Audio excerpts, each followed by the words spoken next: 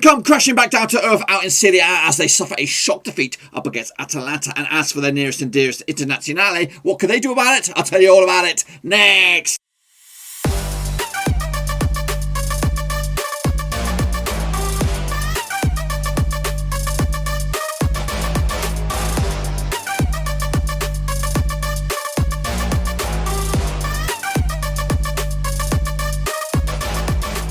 That's right, folks. Back once again with another prediction show. Today we take a look at match number 20 out in Serie A. We'll get to that in just 1 second. If you're new to the channel, stop what you're doing, swallow what you're doing, and smash the old subscribe button to get your bang out today with all things Blackburn Rovers related, Serie A related. Whoa, football here on the Roverseas. That's right, of course. Big results. Kind of closing the field down a little bit over in Serie A. We'll take a closer look at the table in just a second. I want a big shout out, of course, to La Patrianos, the support the channel behind the scenes. You know who you are. The special patrons, of course. Get down there if you want to join the illustrious VIP band of brothers and become the latest best mate for life. Check out that link, patreon.com/Roverseas. But anyway, let's take a look at how I got on, and then we'll take a look at how you all got on out in the Serie A. Kicking it all off, of course, with a recap of the last kind of results. This is the criteria you want to be in. 0 to 3 shit-faced gang, 4 to 7 straight-faced, an 8+. I said 8. You're in the top bins. Kick it all off, of course, going back to Wednesday, the 20th of Jan. Udinese against Atalanta, 1-1 in the end. Goal scorers Roberto Pereira on the score sheet for Udinese. Luis Muriel get the goal for Atalanta and a draw. I should remember the 1-0 win for Atalanta. Shame on bloody me. Meanwhile, another draw was followed on Friday, the 22nd of Jan, between Benevento and Torino. 2-2 in the end. Nicolas Viola, Gianluca Lapadula on the score sheet for Benevento. Simon Zaza with a couple of goals there for himself as Torino managed to get themselves a point out of that one. Actually, remember a 1-1 draw myself. Not too shabby. My picks on the left, the real deals on the right. Roma, 7-goal thriller. The Spezia, they're coming out on top though. Borja Morial with a couple of goals there. Rick Cardos on the score with Lorenzo Pellegrini as well. Roberto Piccoli, Diego Farias and Daniel Verdi on the score sheet for Spezia as they lost. 7-goal Bobby Dazzler going in favour of Roma in the end. Meanwhile, going in favour of, in Roma, there it is. There it bloody is. Meanwhile, Milan, shock horror, losing to Atalanta 3-0 in the end. Actually, another 3-1 for Milan. Christian Romero, Joseph Ilic and Duvan Zapata on the score sheet, giving Atalanta the away win. 3 points, and again, move them back into Champions League contention.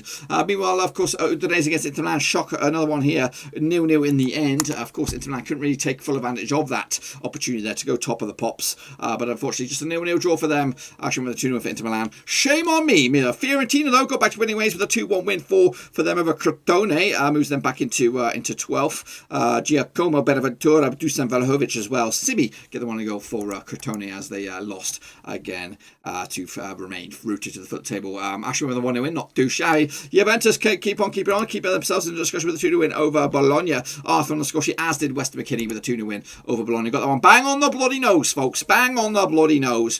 Meanwhile, Genoa against Cagliari ended up as a 1-0 win for Genoa. Actually, went with a 2-1 win for Cagliari. Shame on me. Mattia Destro on the score sheet for Genoa as they got the 3 points. Big win for them as well. Gets them away from the relegation zone. Actually went with a 2-1 win for Cagliari. Shame on me. Verona against Napoli ended up as a big win for Verona. 3-1 in the end. Good discretion. Me actually went with 2-1 going the other way. Federico Di Marco, Antonio Barriak, Mattia Saccani on the score sheet for Verona. Irving Lozano opened up scoring for Napoli on the first minute, but guess what? He absolutely went away with nothing.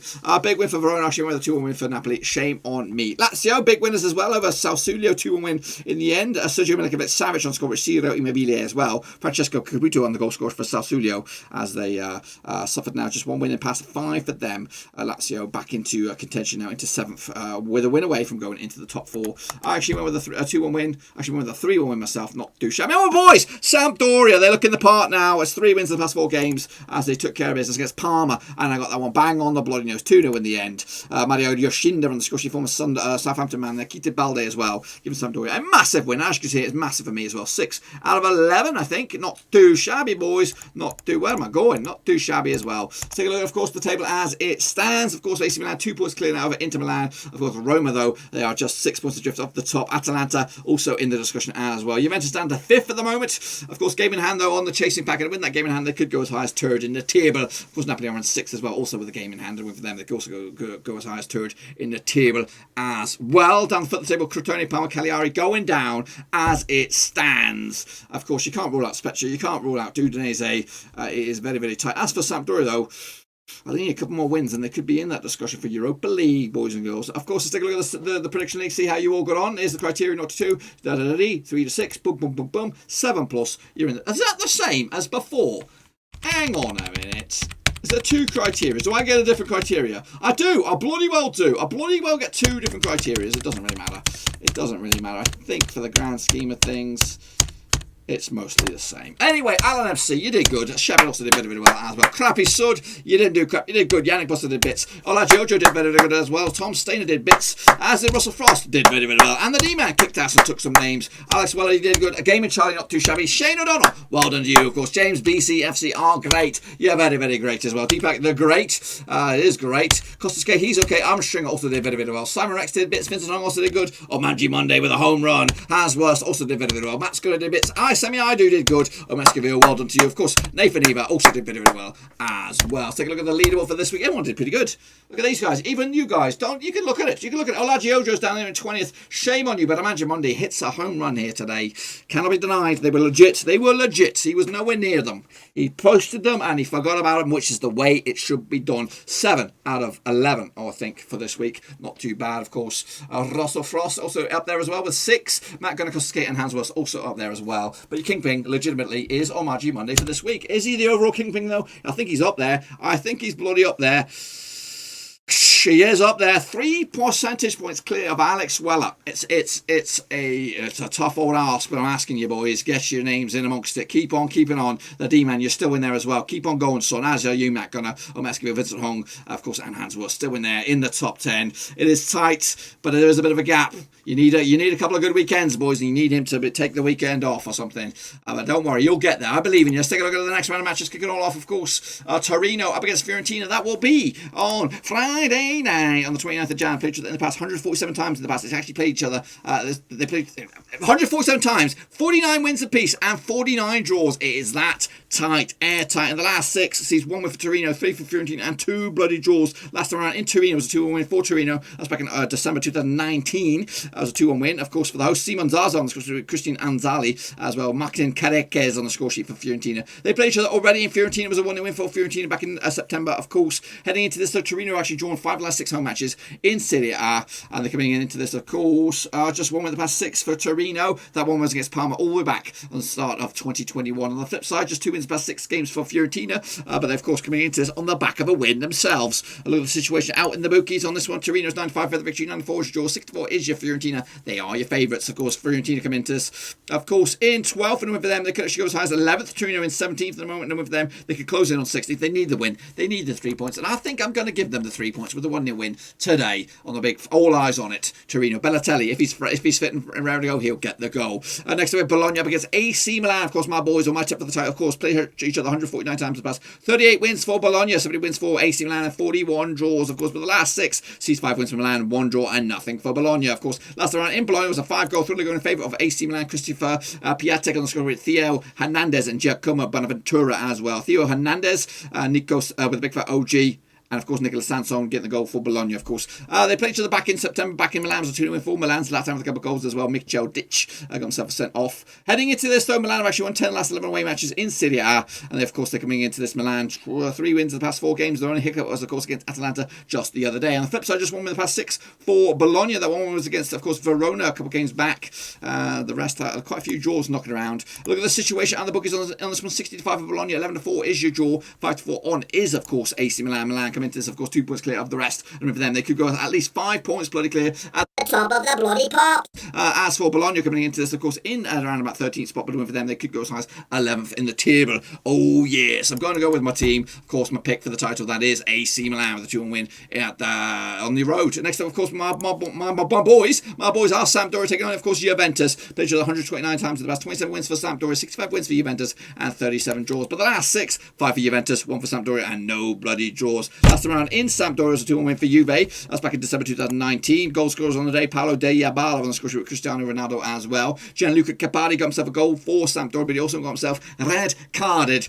They played each other back in Turin back in September. Of course, it was 3-0 win for Juventus. Dejan Kulusevski, Leonardo Bonucci, and Cristiano Ronaldo as well. In fact, Ronaldo scored it in the past 3 games between these two sides. Of course, I fancy his chances to get another one. Sampdoria, though, have actually scored at least 2 goals in the last 4 home matches to come into this. Just 1 defeat the past 4. The 1 defeat was against Spezia on the road. It's actually been back-to-back wins for them at home. On the flip side, 4 wins the past 5 games for Juventus. The only hiccup was a defeat against Inter Milan midway through the month of Jan. Of course, heading into this bad boy, what do we have on the bookies odds on this one? We have 61 for Sampdoria, 10-3 is draw, 29 on for Juve. Of course, the champions are making a push for them. A win for them this week, they could go as high as 3rd in the table. That is bloody right. As for Sampdoria, a win for them in 10th. They could go nowhere. They could remain in 10th. But they can close in on potentially Sassuolo in 9th. Reluctantly gone with the 2-1 win for Juventus on this one to take it to the house. Next up, of course, Inter Milan sitting in the 2nd spot up against Benevento, who are currently in 11th. Played each other 4 times past, 4 wins out of 4 for Inter Milan. Of course, last round in Milan was a 6-2 thriller going in favour of Inter. That was back in January 2019 in the Coppa Italia. Of course, last round in the league, though, in Milan, was a 2-0 win for Inter back in 2018. It was in February. Milan Skinra, Andrea Roccia as well on the score sheet for Inter Milan. Nicolas Viola got himself sent off. They played each other back in September, of course, in Benevento. It was a 7-goal thriller, and it was Inter Milan coming out on top with a 5-2 win. Gianluca Capari with a couple of goals there for Benevento. Romelu Lukaku with a couple of goals for himself. Roberto Giangandini, and also Arif Hakimi and Lautaro Martinez on the score sheet for Inter Milan as well. Milan, though, have actually won the last Internazionale. Actually won the last 6 home matches. They come into this scoring at least 2 goals in 6 of the last 7 matches at home. They come into this, though, unbeaten the last 4, picking up 2 wins and 2 draws to beat. On the flip side, just 1 win the past 5 games for Benevento. That 1 was against Cagliari back on the 6th of Jan. A couple of draws in that mix as well. Milan, Internazionale. Internazionale coming into this 92 favourites for the victory here. 11-2 is your draw, 11-1 is your away win. Benevento are in 11th. A win for them. They could potentially close in on top 10. That is, of course, Sampdoria. Inter Milan, though, in a second. A win for them. They could go. Top of the box. Oh, yeah. The box with a big fat double and a little bit of lady luck going their way. They'll get the win, 3-0 win, but unfortunately I've also gone with AC, so it'll be as you were at the top 2 for me. Next up, though, we have Spezia taking on, of course, Udinese. Played each other in the past. 2 wins out of 2 for Spezia. Of course, last time around in Spezia, we don't have one. But they did play each other back in, of course, in September. It was a 2-0 win for Spezia. Goal scorers on the day. Andrea Kulubenov with a couple of goals there. Claudio Terziri as well, getting himself carded. Udinese have actually failed to win their last 9 matches in the division, and they've also conceded at least 2 goals in the last 3 on the road. Actually picking up just 2 defeats in the past 5, but the rest have been draws for Udinese without a win in at least 6. Just 1 defeat in the past 5 for Spezia. That 1 defeat was against Roma in that 7-goal thriller just the other day. Look at the situation out of the boogies on this one. We have Spezia 14-5 for the victory, 21-10 is your draw, 23-20 is your Udinese. Udinese coming into this, of course, in 14th spot. A win for them. They could actually go as high as 12th. As for Spezia, they come into this in 15th. They also could go as high as 12th with a win. I've gone with the 1-1 draw, though, point split right down the middle, and I think Udinese will be the happier at the 2 sides. Next up, we have Crotone. They're going to be taking on, of course, Genoa. That's right, Genoa. That's right. Played each other 14 times plus. 1 win for Crotone, 8 wins for Genoa, and 5 bloody draws. But the last 6 sees 5 wins for Genoa, nothing for Crotone, and 1 draw. Last time around in Crotone was a 1-0 win for Genoa back in November 2017. Luca Regnoni on the score sheet for Genoa, giving them the 3 points. They played each other back in Genoa back in September, of course, this season. 4-1 win for Genoa as well. Genoa keeping a clean sheet in the last 3 matches, and they also failed to win 9 of the last 10 matches on the road, though. Heading into this, though, Genoa just 1 defeat past 4. That 1 defeat was against Juventus in the Coppa Italia, and 1 defeat in the past 5 in the league. That 1 defeat was against Sassuolo for them. So they've turned a corner, not winning games, a lot of draws knocking about. On flip side, just 1 win the past 5 for Crotone. That 1 was against Benevento, 4-1 win, a couple games back as well. So 2 teams needing some more wins, if anything. Bookies odds on this one: Crotone 50-8 for the victory, 23-10 is your draw, 29-20 is your Genoa. Do you know what I mean? Genoa in 16th for the win for them. They could go as high as 12th. As for Crotone, they come into this route to the foot of the table, but a win for them. They could actually go out of the drop zone at the expense of Torino in the end if they get a little bit of lady luck all around. I've gone with a 2-1 win though for Genoa to take the 3 points and keep on keeping on. Next up, Atalanta taking on, of course, Lazio. Played each other in the past 109 times, 37 wins for Atalanta, 32 wins for Lazio, and 40 draws. That's correct. But the last 6, he's 4 for Atalanta, 1 for Lazio, and 1 bloody draw. Last round in Atalanta was a 5-goal thriller going in favour of Atalanta back in June 2020 in lockdown. Martin Dunroom with a big for OG. Sergio Milinkovic-Savic giving Lazio a 2-goal lead. Ruben Guzins, Ruslan Malaliovski and Jose Luis Palomino getting the goals for Atalanta as they clawed their way back. They also played each other back in Rome this season. It was a 4-1 win for Atalanta. So, unbeaten in the last 3. That's Atalanta up against Lazio. But heading into this, Lazio have actually won their last 4, both home and away, whereas Atalanta undefeated in the last 10 as well. Of course, heading into this, 5 on the spin for Lazio in all competitions, of course. Pretty savvy on the flip side. Atalanta also unbeaten in the last 5, picking up 3 wins and 2 draws to boot in all comps. Of course, look at the situation out in the bookies on this one. 6-5 on for Atalanta, 3-1 is draw, 14-5 is your Lazio. Lazio come into this, of course, in 7th and win for them. They could go as high as 3rd in the table. Atalanta come into this in 4th and win for them. They could go as high as 3rd in the table as well. This one's hard. I can't call it, but I'm going to go with a 3-1 win for Atalanta. In the end, kicking off further though, Cagliari taking on, of course, Sassuolo. They've played each other in the past 14 times, 3 wins apiece and 8 draws. Of course, but the last 6 sees 5 draws and 1 win for Sassuolo. Nothing for Cagliari. Last time around in Cagliari was a 1-1 draw, of course, back in July 2020. Joe Pedro on the score sheet with Francesco Caputo getting the equaliser, or actually opened up the score for Sassuolo. Andrea Carboni on the score sheet actually got himself bloody sent off. They did play each other also in Sassuolo this season back in September. Again, it was another draw.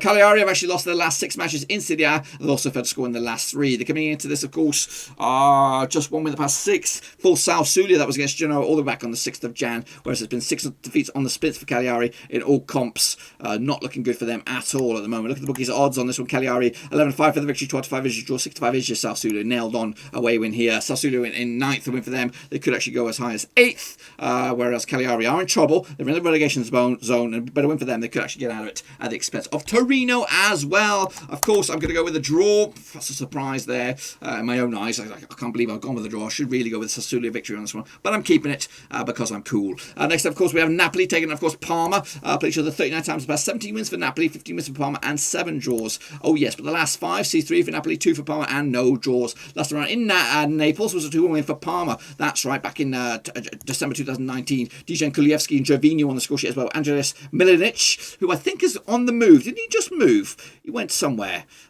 Where did he bloody go? I'm Googling him right now. He just bloody moved. He moved to...